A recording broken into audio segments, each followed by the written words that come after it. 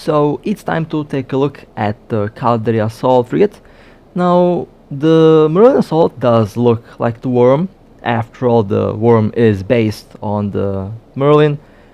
The big difference is in the primary weapons. The Worm is using missiles and drones, while the Merlin assault is using the railguns. And of course, I have to mention that the Worm has a much better camouflage pattern. Now, basic info and the trait description is very similar to the Incursus assault. The Incursus and the Merlin both use railguns. However, the Incursus is a active armor tank, while the Merlin has a bonus on shield resistance, so the Worm is a resistance tank, although you can make the Merlin assault very tanky. Now 3 high slots, 3 medium slots, 3 low slots, 3 combat and 3 engineering rigs. The Merlin assault is primarily a shield tank.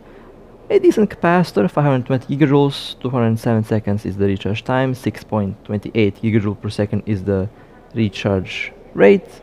It can lock 5 targets, which is about the same for all of the other assault frigates. And the Merlin assault is also quite speedy. Now I have 331.67 DPS on the Merlin. This is with the rifled railguns. Now the Incursus has a bonus on the optimal range. It has about 17.68 kilometer range, while the Merlin has about 13, so that's one of the big differences as well. And this is the build that I did come up with for this little boat. 1 Nosferatu, Disruptor, Web.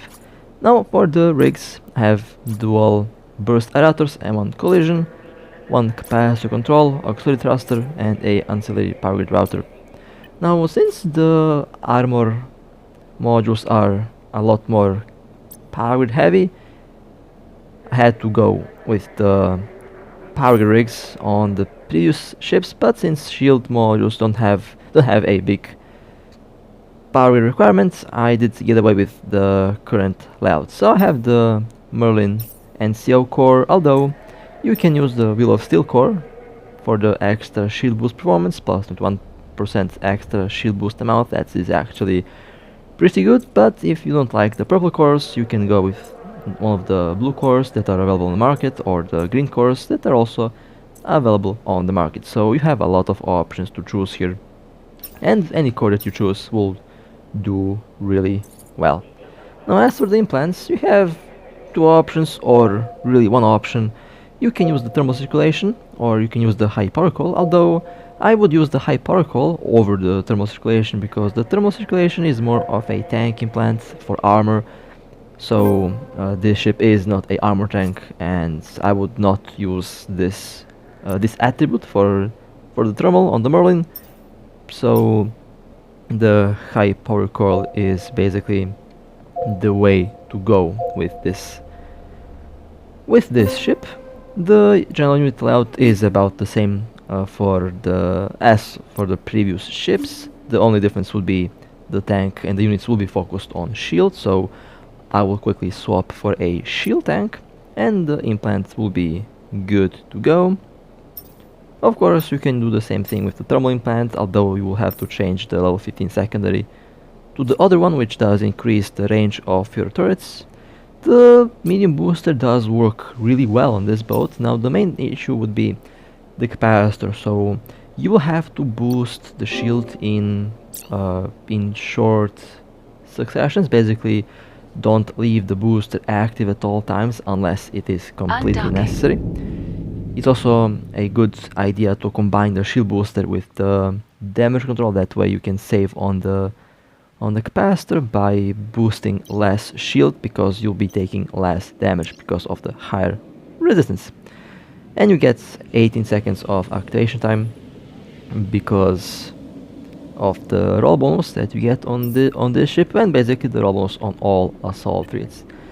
6075 is the shield, 15 seconds is the capacitor runtime, 2.8 kilometers per second is the micro warp drive speed. Now let's quickly take a look at the maximum possible DPS that we can get with the high power coil with this current build. 497.51, not bad. It's solid.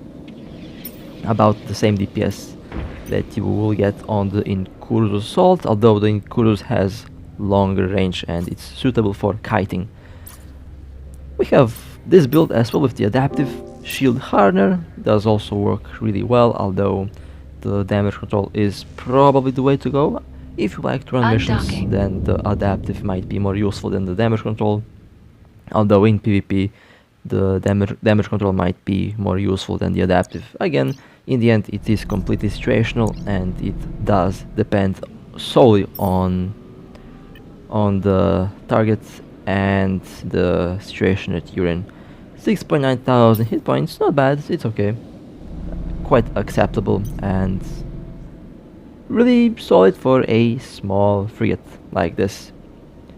Now let me dock and let me swap the build once more. This is a close range brawler build with the blasters, 2.34 km optimal.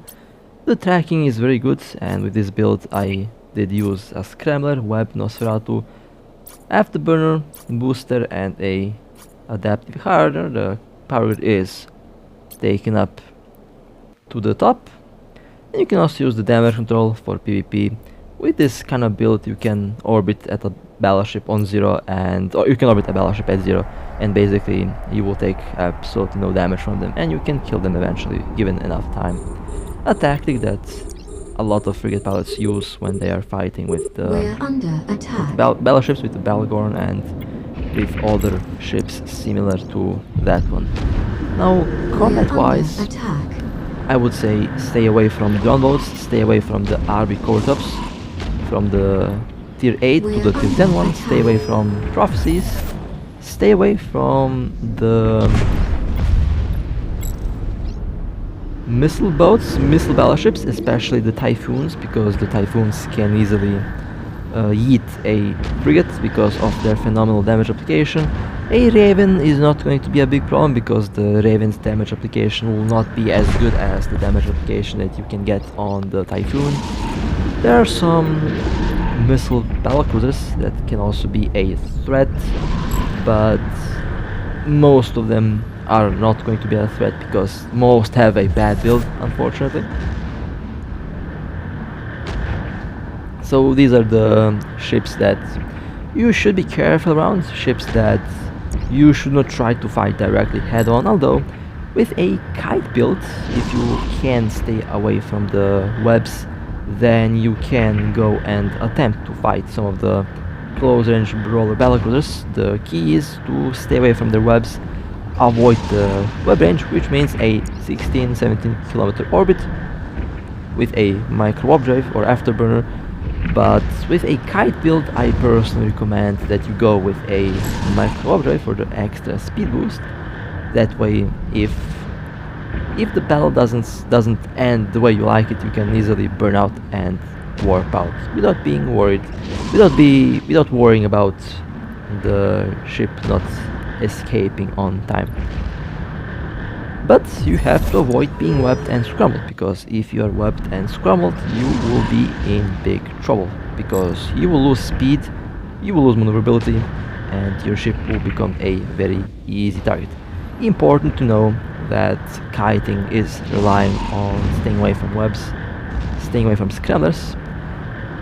And speaking of scramblers, also be wary of any firework-like effects around battlecruisers, because if they have those effects, it means they use a command burst module, and if they use the skirmish command boost, then their scrambler and web will be enhanced. They'll have longer range, so a 17 kilometer orbit usually is not going to be good, because that's about the range of the scrambler and web with the command burst effect active. So if you see a firework-like effect around the battlecruiser, and if the battlecruiser can fit the command bursts, then a 20 kilometer orbit is going to be recommended, because if you get closer than that, you risk being scrambled.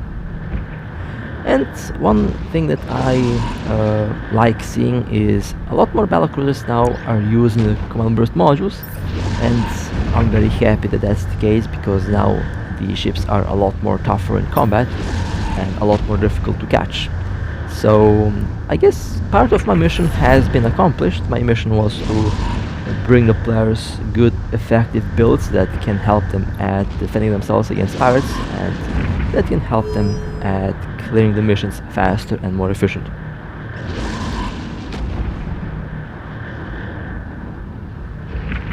And I can safely say part of my mission has been accomplished. So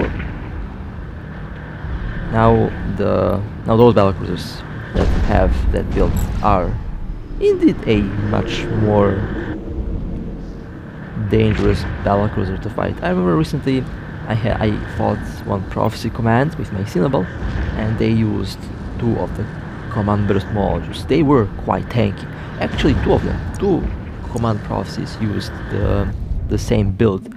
Now the only thing that they did not do properly is they didn't use a large armor repair, and they did not use tank rigs.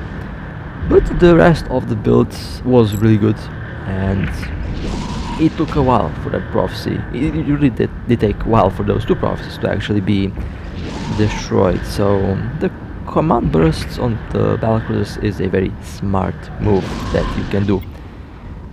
Now as for the Merlin here, well, this little boat does hit nice. Again, the main trait about these ships is not the raw DPS. It's not some crazy 10,000 DPS boat, but it's the robustness, it's the tank, and the survivability that these ships are known for. Now, the assault frigates can also be used as a heavy tackle. Now I know interceptors might be the best tackle ship, but there are ships that can easily kill interceptor, but these little ships can withstand under heavy fire for a while, and they can be used as a cheap heavy tackle. These ships cost around 30 million, and you can make them be very tanky. So they are a good candidate to be a very nice heavy duty tackle, although the purpose of a tackle ship can be fulfilled by any ship that you assign the purpose for tackling. Can be a battleship, can be a frigate, can be a cruiser, battlecruiser. All ships can be good tackles. It only depends on the build that you give the ship. Now the shield on this little boat does last for a very long time, and it does recover the shield very quickly. Would be even quicker if I had the Will of Steel core, but unfortunately I did pick this one because I already picked the NCL core for the previous ships, so might as well keep this core for the other couple ships. And with the Merlin assault, I have covered 3 of them, with only the Breacher assault left to be covered, and I will probably do that within the day. But overall, at the end, when I cover the Breacher assault, I'll basically give you a quick rundown on all 4 ships, and will basically give you my personal opinion on which one I like the most and which one would be working better for you. Well, that will depend on what type of ship you are looking for, and every one of these ships so far has something for them that is unique, although in some cases I will also say that they're generally about the same. I think they all have the same micro warp drive bonus, they all have the same roll bonus. The only difference is in the tank and in the weapon type. 2 of them use railguns, 1 of them uses missiles, and 1 of them uses lasers.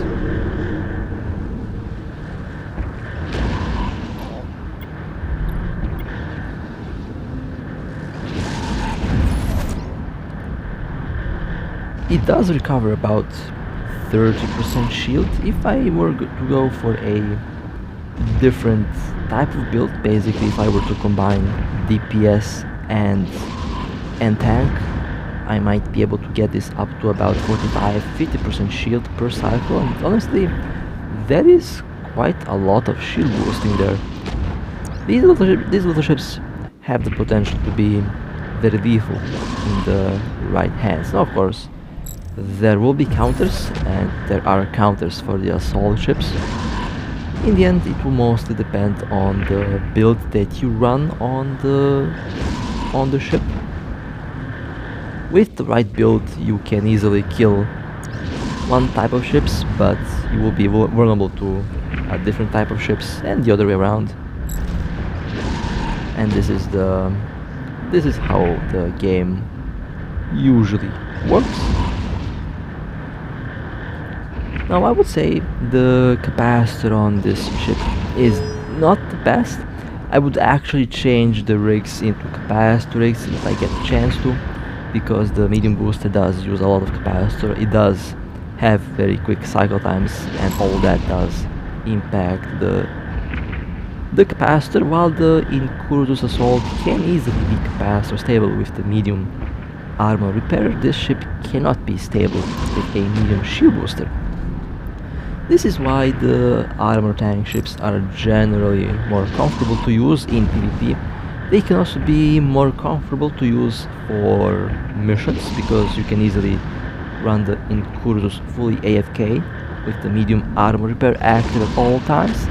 Meanwhile, with the same build, just a shield tank, you can't really do the same with the Merlin, because your capacitor will easily get depleted.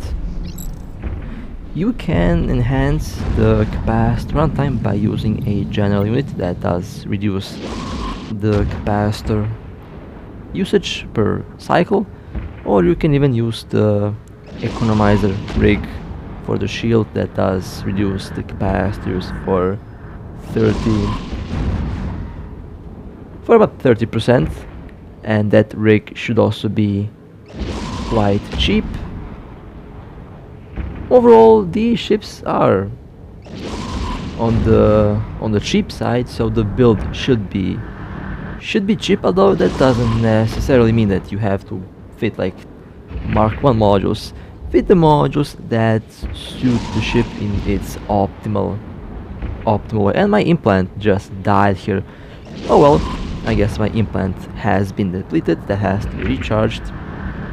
I'll probably do that sometime later. Right now I have to finish up the mission and basically have to finish up with the assault frigates.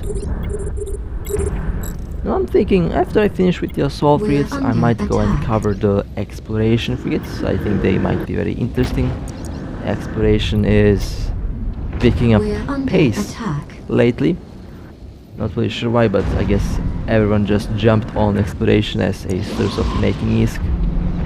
I feel like I'm to be blamed because of that Astro video that I made recently, and basically I gave some very nice spots. I also gave some very nice areas and very nice ideas that players can use to make ISK with exploration. Now here the capacitor is low, but I used the damage control to absorb as much damage as possible. Those 18 seconds gave me enough time to recharge the capacitor with the Nosferatu, and now I can run 1 or 2 cycles, and then I let the Nosferatu recharge the capacitor, then I use the shield booster again, and basically that's how I maintain the capacitor for as long as possible. Smart capacitor management will be important if you are going to fly the Merlin, especially with this current build. A small booster might be okay, but if you're using a small booster, use a medium Nosferatu and use the long range kite build with the rifled railguns. That way you will not take as much damage, but at the same time you will have a good capacitor, so you will be able to run the small shield booster permanently without worrying about the capacity. But in my case, if you like to brawl, then the medium booster plus small Nosferatu is definitely the way to go. So far it's been working well. However, I feel like the Incursus Assault did this a lot better because of the more stable capacitor, and overall I was able to keep the capacitor running and the armor repair running for basically permanently because it was capacitor stable. Doesn't mean that the Merlin is a bad ship, it just means that you will have to approach combat in a slightly different way. The Merlin is definitely faster than the Incursus, that's what I noticed. With the afterburner general unit, you can make the ship go 2 kilometers per second. With the afterburner, 4.2, 4.4 kilometers per second with the micro warp drive, so that's fairly fast. It's definitely, it has the potential to be a very quick little ship, so if you like speed, if you like fast frigates, then this boat can easily fulfill that role. Speed might be the way to go if you plan to have a long-range kite build. Basically, a speed tank is possible on all assault frigates, although the assault frigates that have the bonus on shield boosters or armor repairs are actually meant to get hit, because they usually are not as fast as their resistance tank counterparts. So on those ships that have a bonus on the repairs, you can expect them to be a little bit slower because they're designed to actively tank and they're designed to take hits. Meanwhile, the ships that have high resistance are usually quicker and they can speed tank with a passive tank, or they can completely just speed tank the target without taking any damage with a micro warp or with the afterburner. Depends on the build that you go for.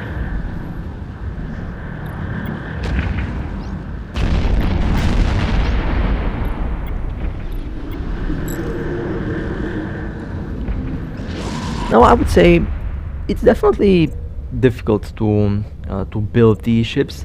It can be definitely challenging to make them work, because if you want a specific build, you really have to do a lot of math and calculations to actually fit the modules because of the very small power. But I expect the assault frigates to be changed in the future. I really see a potential in these ships being buffed, because while they're okay, they're at best, I feel like at best they're okay. I enjoy flying them, but they could be much better, they could be much more, and there is definitely room for improvement on the assault frigates. And as I've said before, there's a chance that we might even get tier 10 assault frigates. The Rifter 2 or Rifter Assault might be a thing, so I'm mostly excited for a boat like that. And definitely the Tristan can also be made into a assault frigate, assault Tristan or something similar to that. A drone assault ship, a frigate drone assault ship, that is going to be probably very interesting, and I would definitely fly that. But that would be it for the Merlin. I don't know how many times I've called the ship the Worm. It's just because the ship just looks like the Worm, and well, I probably made a couple mistakes with that. But anyway, I really hope that you guys have enjoyed. Really hope that I'm able to help you at building your own ship, or as always, I hope that I'm able to at least inspire you to come up with your own build. But with that being said, I love you all. Stay safe, fly safe, and I'll see you next time.